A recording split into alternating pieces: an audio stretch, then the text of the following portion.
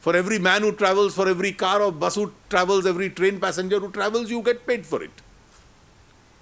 Therefore, from pipelines to power lines. And if this distance can be cut down by 700-800 kilometers, and that's the potential that this has, I think it is capable of giving us a great impetus and boost as far as development of Northeastern India is concerned. And therefore, my own view is the government of India, whichever party is in power, we must continue to pursue this.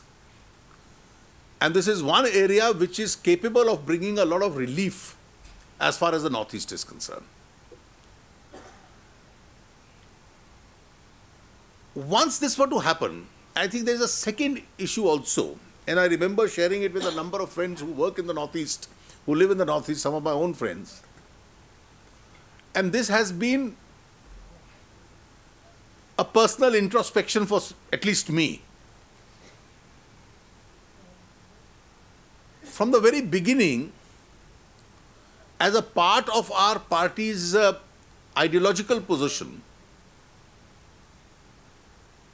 because of the entire issues and disputes which Pakistan used to raise in relation to Kashmir, Kashmir became an integral part of our ideology. And therefore, we always had a very strong position as far as Kashmir is concerned. I believe, and I've been discussing with a number of friends, and that's why we are slowly taking these initiatives. The same mind space that we have because of our emotional attachment on the issue of Kashmir, the same mind space, if not more, has to exist in relation to the Northeast. All these issues that you raise, since I have a different physical personality, I am mistaken. We are capable of resolving these issues. But I think the mindset in relation to Northeast has to be, just as Kashmir has been on the top of our ideological and political agendas, the issues relating to Northeast also have to acquire the same mind space, if not more. Now, what happens if they acquire the mind space? I consciously began with this issue of distance, because this issue of distance then goes to the core of various problems. From travel to cost of living, to our ability to industrialize Northeast, each one of these areas, then we are capable of resolving within the precincts of Northeast.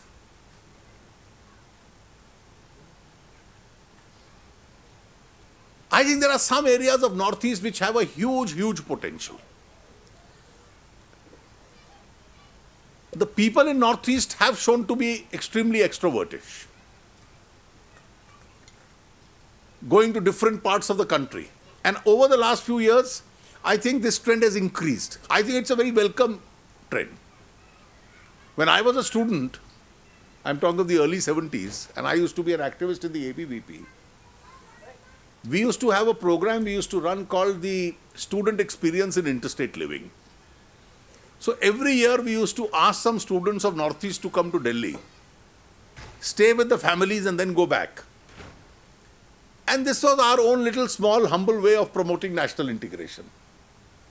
At that time, not so many people used to come, very few used to come. But today that aggressive desire has hugely increased. And you can see that. Even in states which are troubled by insurgency, I can see, you referred to the sports persons. I am seeing across the country the hospitality industry, whether it is hotels or it's airlines.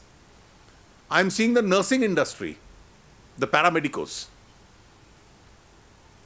There are some states of Northeast, Manipur in particular, where I see a very large number of people now taking an initiative into these professions.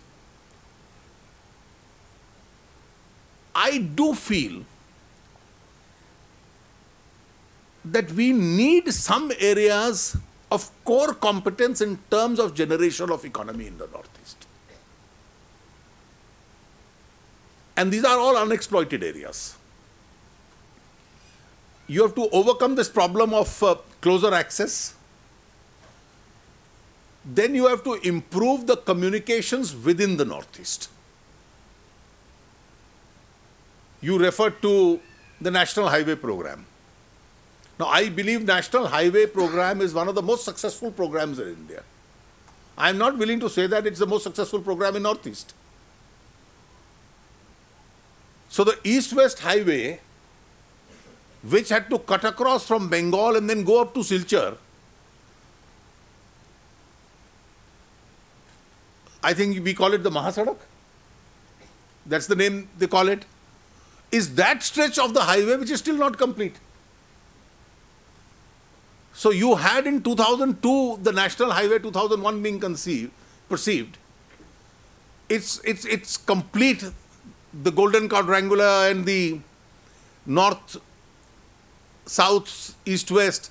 And now within the states you have various kinds of highways being created, because these are not bounties which the state is giving to the people. This is now a right.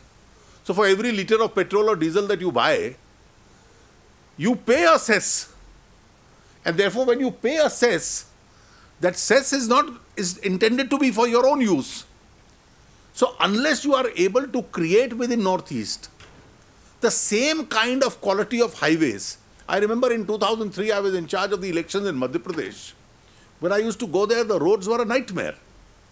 Now when I go there, the strength of the stress and the highways is both state and central, that you find major cities and areas connected with each other, and these are highways very well comparable with the best in the world.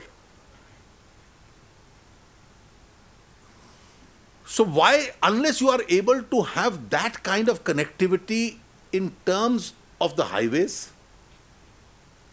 unless you are able to create that connectivity in terms of the railways, why should people in the Northeast still be either have no access to railways, and very large areas have no access to railways? Now we can pierce through the Himalayas and get into the Kashmir Valley. I don't know whether if you people have seen the best railway anywhere in the world. If you go through these countries and the Alps mountains, Switzerland and Austria and these countries, they are all mountainous countries. The most beautiful railways are there. People travel from, not through highways, they also travel through the trains, some of the most beautiful ones. Now the modern technology permits it. And our economy is growing in size.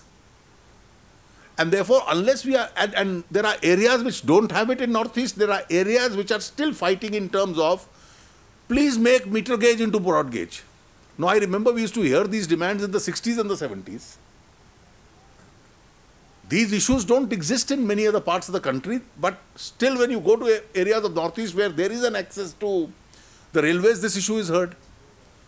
So you can't perceive in terms of an ideal development unless the access with the rest of the country is quickened, unless you have, when you speak of infrastructure, what is infrastructure? Infrastructure is communications. Communication is roads. Communications is rails.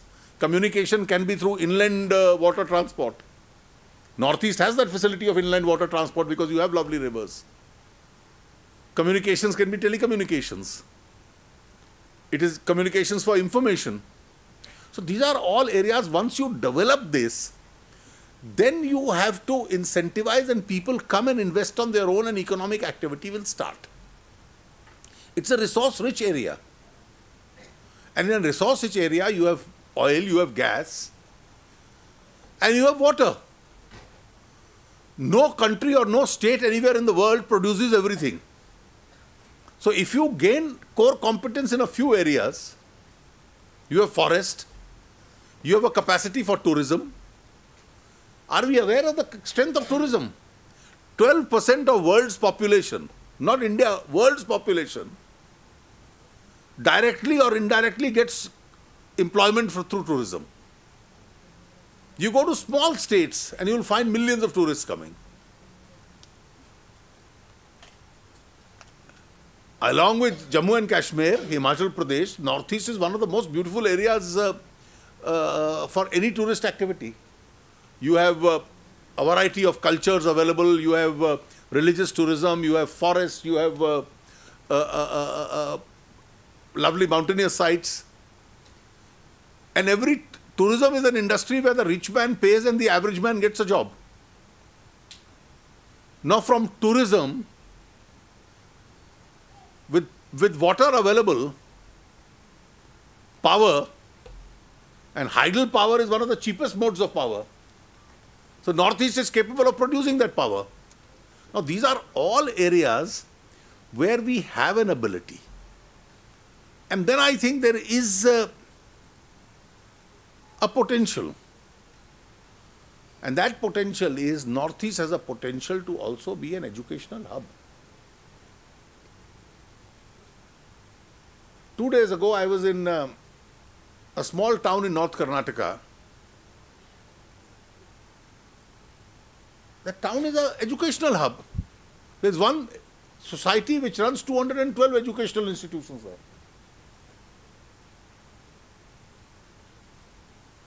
Now, that kind of a situation in Northeast can't come soon. Therefore, the primary responsibility of the state to convert Northeast and have not only educational institutions, but to have quality educational institutions. And I think these are all important areas.